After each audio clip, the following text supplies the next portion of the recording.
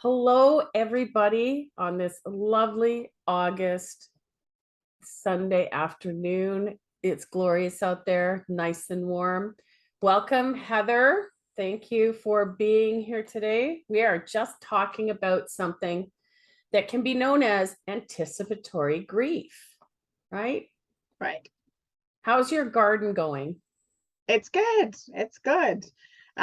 Yes, anticipatory grief for that is because it's coming to an end. But I pulled out a few things this week in terms of clearing them out. But I have more zucchinis growing, and the apples and the pears are starting to come in, and all that fun stuff. So yeah, it's good. And that's exactly it. I mean, we do all this loving work with our gardens. Yeah. And at the beginning, whenever we do anything, we have this excitement. When we start seeing the fruits of our labor, especially Yeah. with your kale or zucchinis this year, they Yeah. just come fast and hard. And all of a sudden you've got 95 zucchinis, and it's like, I cannot do anything with these. You start handing out your vegetables and your fruits, or you just end up eating like a pure fruit and vegetable diet. And then it does come where it slows down. Yeah.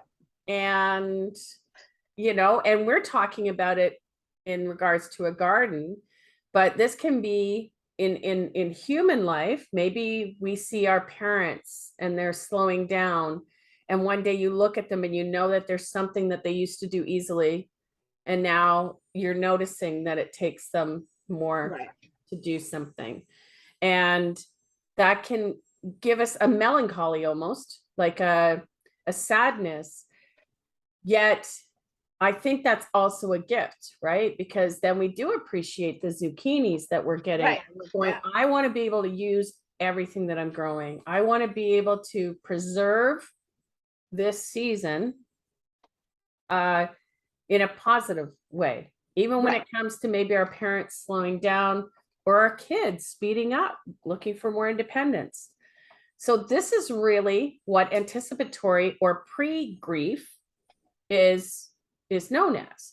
And I know that I did a blog about this with the Ethan, who I met at the food bank, and he enjoyed COVID because he was in university and he got to go home and spend time with his family under the same roof because his younger brother was 14. And he knew, in the description of the story to me, he knew that life would never be the same. And so he was savoring every moment. What are your thoughts on that, Heather? Well, I think that's exactly it, right? Is that anticipatory grief, it happens all the time. And even if we're not aware of it, and sometimes it's big things, like you say, looking at your parents and seeing that decline happening, or looking at your kids and realizing they're growing up too fast, that kind of thing. So you know that you're gonna have to say goodbye to certain routines, certain patterns, certain things that have happened. But sometimes it's true, it's that accumulation, right, of small things, right, such as, I know that in another 4 weeks, give or take, I'm not gonna have stuff in my garden for, another 6 months, kind of idea, right? And there's those kind of things. So I think and I think there's all sorts of those small kinds of anticipatory griefs that we know happen, especially this time of year. Summer is ending. We're getting back into the routine of work and school and that kind of idea. Knock on wood, we're hopefully getting back into that routine that that we haven't had for the last 2 years.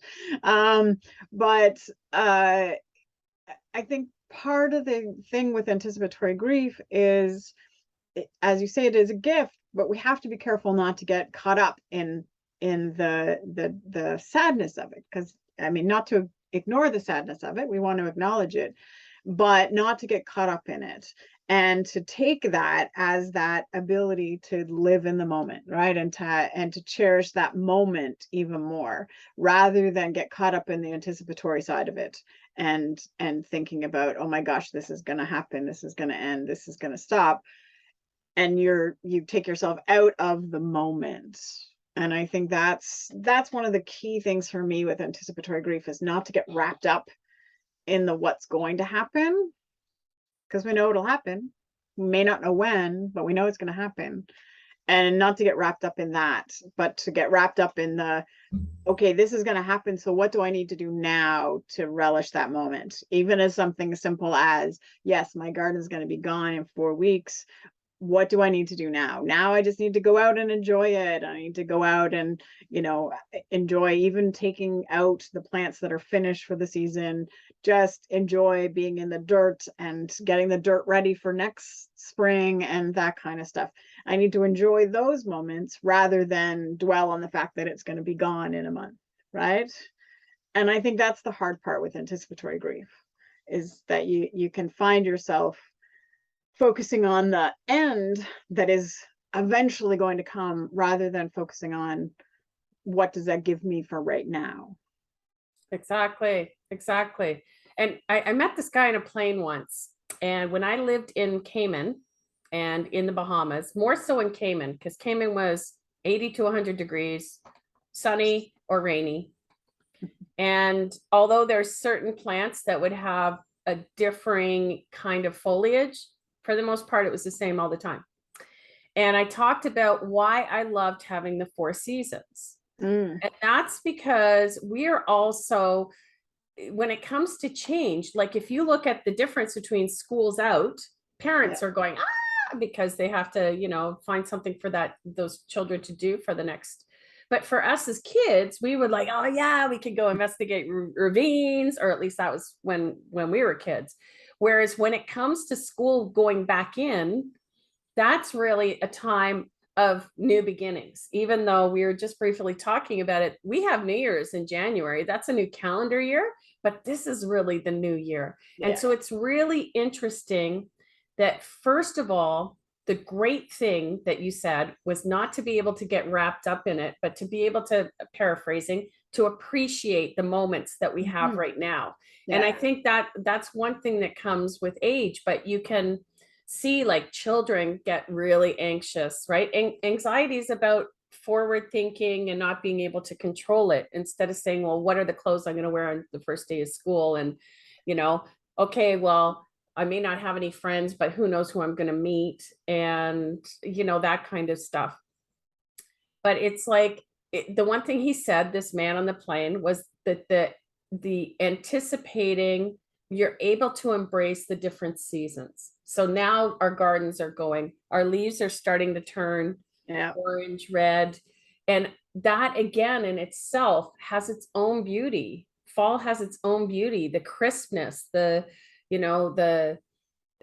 temperatures, the hikes, or whatever is going on. And then when it comes to winter, it's everybody. I mean, it's lovely when you get that first snowfall. We don't like the rest of the snow, but it's like that nice white, and it's like, oh, it looks so pretty.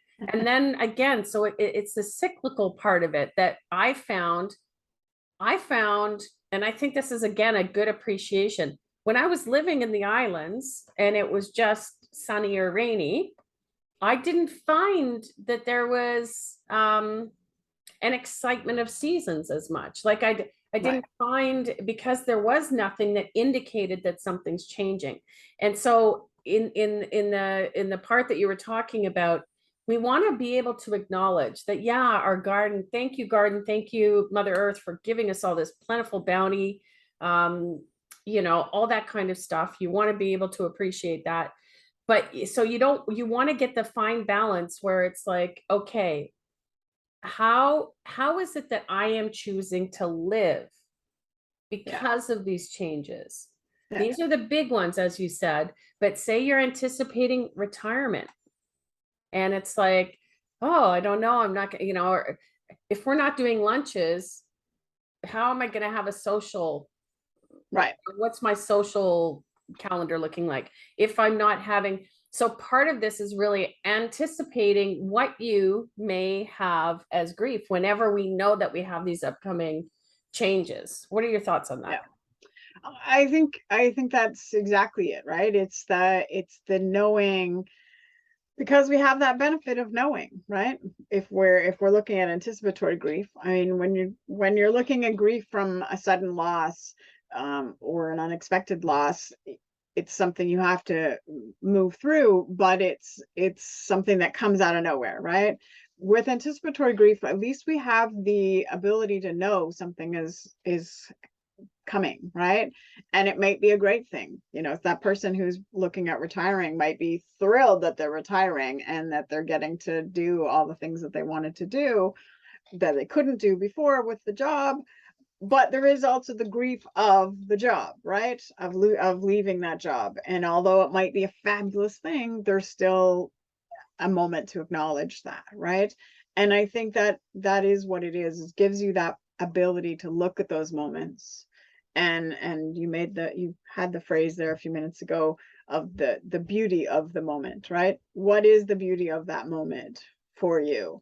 And yes, there are things that are going to be coming, good, bad, or otherwise.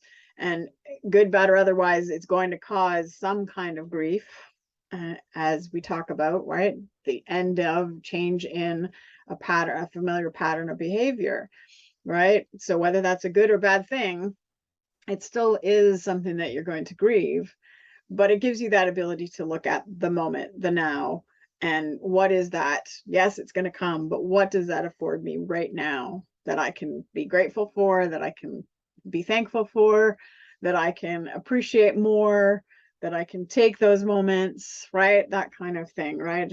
And as we said, just even the small things like going into the garden, or those big things like, you know, going back to school or retiring from a job or just getting back into the routine of work, right? Especially from the past couple of years, people are getting back into more of an in-office work routine or a combination routine, but getting back into a more familiar routine pattern because it's been so disrupted for the last a couple of years.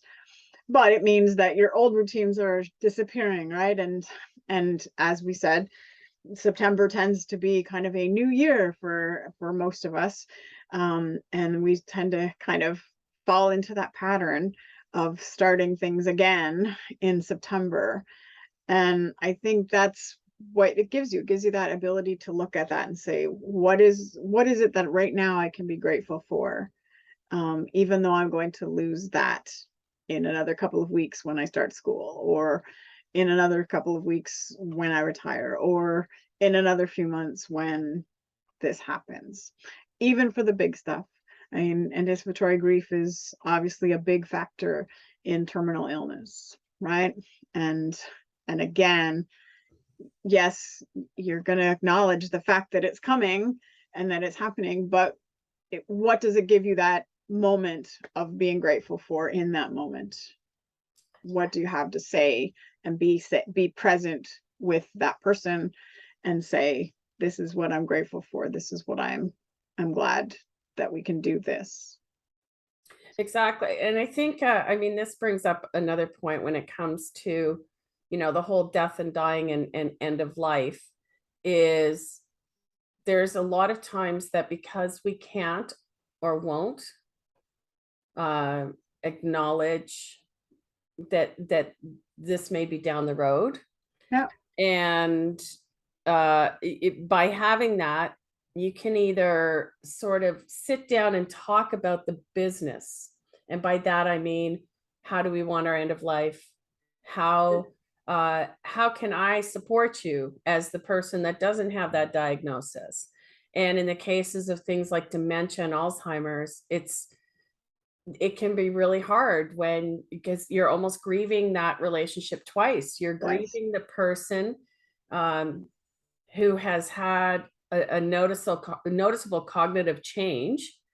And then when it comes to actual death, which could be years later without them even knowing who you are, that's a whole other thing. But again, I think it's important to note, that's why sometimes, like when you have a sudden death, when it's unexpected, it's almost cleaner. It's like ripping off the Band-Aid, right? And right. it's like there is like a line, which is at the anticipatory grief is like, oh, you know, especially with a parent, when we start noticing that they're not as strong as they used to be, or they can't do the things that we still look at them in our child eyes because they've been our parents our whole lives. And I think that's one of the biggest shifts is when we can actually notice and be aware that responsibility is now changing, and really come to understand, you know, we have 365 days in a year. How many weekends do we have? You know, I have a friend that plans out every single weekend. She doesn't want any of them to go to waste. Right. Now, what is going to waste for you? That's the thing. Are you doing busy stuff with people, or are you making sure that you're getting your family and, you know, putting those big boulders in the jar first before we put the smaller? So what are your values? What are the things that matter to you? And youth aside, because let's face it, when we're in our 20s, everything's an adventure and we just want to go out and go crazy. We don't want to spend time with our family. But once we get into having families of our own, or people that have really strong family roots, then that's sort of it. It's like, okay, well, what does being part of a family mean to me? So it's really about, all this stuff can be melancholy and can be painful and can be sad, but you can also take this, more importantly, to say, how is it? And I know this is how I came to my beliefs, is like, if I'm around somebody else and I'm watching their decline, I want to be able to support myself or anybody else that's around that person by holding space for them, because you have a whole ton of emotions. This is the great thing about being human, but you want to be able to process whatever you can so that you can be present. Yes. So journaling and or talking to somebody or whatever, even doing the grief recovery method is, again, that's what I love about it, is that it allows you to look at your relationships now. So if people are alive, let's look at it now. Oh, wow, I've got this awareness. How am I going to show up in this relationship differently? Am I going to have more boundaries? Am I going to choose to spend more time? Because I don't know what my mother wanted to do when she was a young woman. I just always assumed she wanted to be my mother. So, you know, there's these kinds of conversations that you may or may not want to have. Or, you know, maybe even if it's a parent, maybe it's getting a little bit of space if we spend every single day with them. Because at some point, we will be separated, right? So that's an anticipatory grief that can cause, again, more anxiety, like getting our independence, and so that we can be interdependent, I'm not sure that's the right one, not interdependent, like, so that we can, I'm not getting the right word. I think interdependent is correct. You want to be interdependent, not codependent. Thank you. Yeah.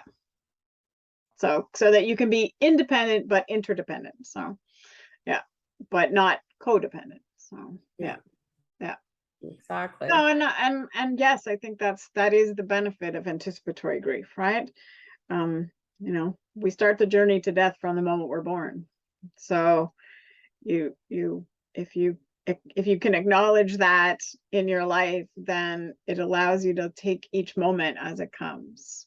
And it's not to say that you shouldn't plan, you shouldn't look forward, you shouldn't do all of those kind of things. You certainly should, but you also want to use that to inform how you're living in the present, and to make sure you're actually living in the present and not just completely living in the future or completely living in the past and dwelling on what coulda, shoulda, woulda happened, or dwelling on the future of oh my gosh, at some point this is going to happen, and what am I going to do when it happens, and how do I, no, instead of the anxiety and the melancholy and that kind of thing, how does that inform how you live right now and what you choose to do right now?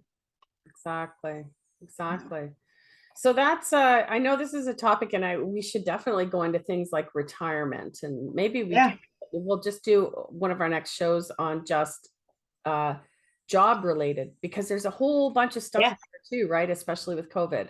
So that's what we're going to do, is we're going to do job related. But so I just encourage everybody in these last couple of weeks, because the CNE started. So you know that means that summer's coming to an end. I know this exactly. And it's one of the signs of the end of summer. Exactly. The CNE is here. And so I encourage you, we've just had a new moon. And so what this is about, and again, I look at this as, and one of the reasons I like following a Druid mindset, heart set, is that this is really this is the end of the harvest. This is the beginning of the end of the harvest, right? So, and that's what Luge was. Luge was August 1st, and that's when we start pulling the bounty from the earth.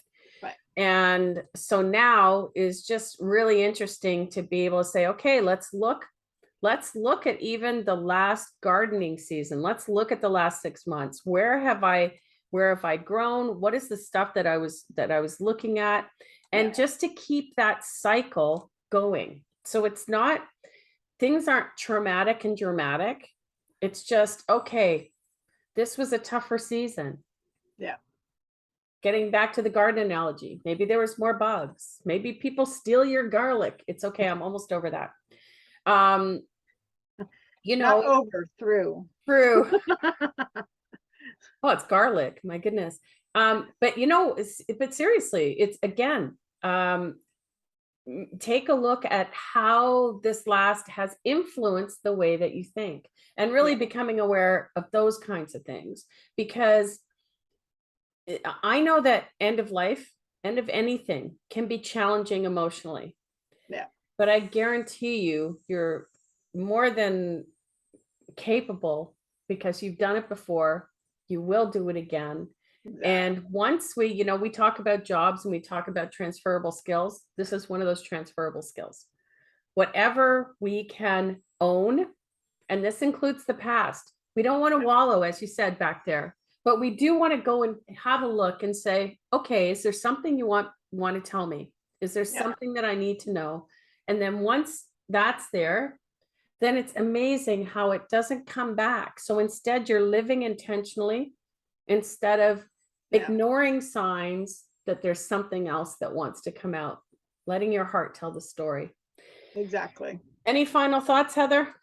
I would echo all of that, but I would also say that not just to look back at the last few months, but also to look forward as to what's coming up and what you're already anticipating that you're not acknowledging, right? If there's things that are going to come that you know are going to be difficult, but you haven't acknowledged that.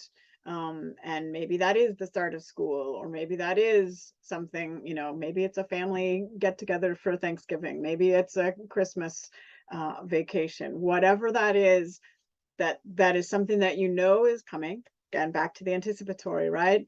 It's something that you anticipate that's coming that is causing you anxiety and stress without your acknowledging it, and you're just trying to avoid it. And do the same thing. Take a look back for sure and inform your now, but take a look forward and use that to inform your now. Why is that causing you anxiety? What is the underlying factor there? And take a moment to look at that, and as you say, to own it. And that will help your now and hopefully your future. So, well, and I guess, and just to finish up, because I know a lot of people say, I'm living my best life, I'm being my best self. Even with statements like that, you are doing all of that already. You don't have to say it out loud. What we are doing is every moment we have the opportunity, again, it's your life, it's your choice. Every day is a new beginning. All of that stuff, they're cliches, but the whole part about it is owning that. So it's no longer a cliche. That it's like, okay, I'm making the best choices I can now. And again, as you say, looking in the future and saying, so what is it that I want to work on in this quarter? Do I want to work on a family relationship? Do I want to work on my health? Do I want to work on, and choosing that, and don't make it like, okay, I'm working on my health. Well, I need to run like 10 marathons and just, make that focus more of how am I going to show up? Am I going to be fully present, or am I going to be distracted with the noise around me? Because it's really hard. So with that in mind, any last thoughts there? No, I think that's good. We're going to keep talking forever if we're not careful. So I hope everybody has a great week. And next weekend is the long weekend. So we will not be having just talking, but we'll see you back the first week after that. in September, and we'll talk about That's you and I. Yeah. that's you and I, and we're going to talk about job stuff then. Jobs. So if you Sounds have good. any questions on job stuff, please drop them in, send them along to us, and enjoy the day. Yes. Okay. Love you all.